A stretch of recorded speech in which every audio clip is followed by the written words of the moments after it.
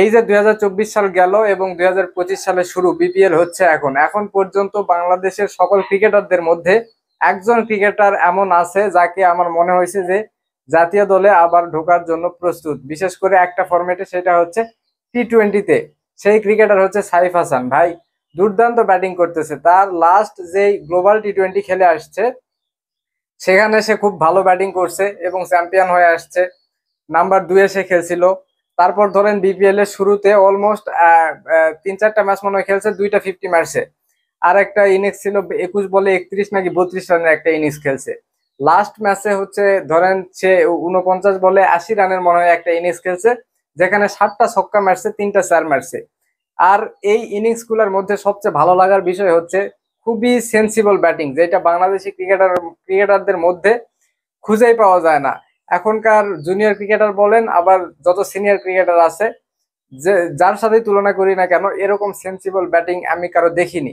হয়তোবা সিনিয়র ক্রিকেটাররা অনেক সেন্সিবল ইনিংস খেলছে, কিন্তু আসলে অধারাবাহিক। কিন্তু এই সাইফ হাসান ওই গ্লোবাল টি-20 ইভেন্ট থেকে শুরু করে তার যত খেলা দেখতেছি সবগুলাতে খুবই খুবই সেন্সিবল ব্যাটিং করতেছে সে। ওই যে 49 বলে 80 রানের একটা ইনিংস খেলছে, এখানে তার ইনিংস খেলা দেখে একবারও মনে হয়নি সে তাড়াহুড়া করছে, তার স্ট্রাইক রেট বাড়ানোর চেষ্টা করছে, বা একটা বাউন্ডারি হওয়ার পর আবার সে বাউন্ডারি মারতে গেছে।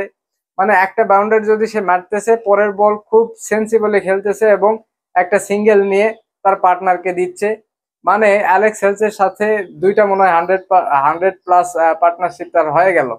ভাই এরকম সেন্সিবল ক্রিকেটার বাংলাদেশ ক্রিকেটে আমি আসলে এখন পর্যন্ত চোখে পড়েনি। আর একটা বিষয় হচ্ছে এই যে জাতীয় দলে গিয়েও এই ক্রিকেটারটা ভালো করবে, এইটা আমি আসলে গ্যারান্টি দিতে চাই। কারণ এই যে এনসিএল বলেন বা বাংলাদেশের ঘরোয়া লিগ যেগুলো হয়, এগুলাতে যেগুলো ক্রিকেটার ভালো খেলে তারপর জাতীয় দলে ঢুকে, দেখবেন সবাই অলমোস্ট খারাপ করে।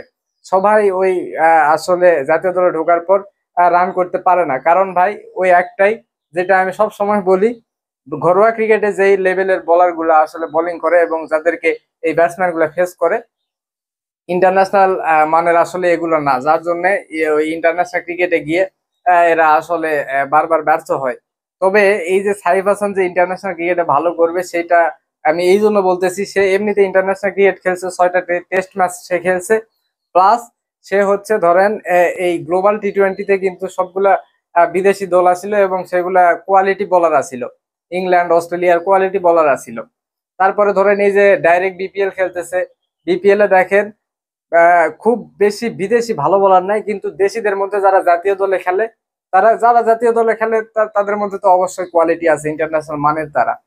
তো সেই বোলার গুলাকে কিন্তু সাইফ হাসান ফেস করতেছে এবং ম্যাচের পর ম্যাচ রান করতেছে এবং খুব সেন্সিবল ক্রিকেট খেলতেছে।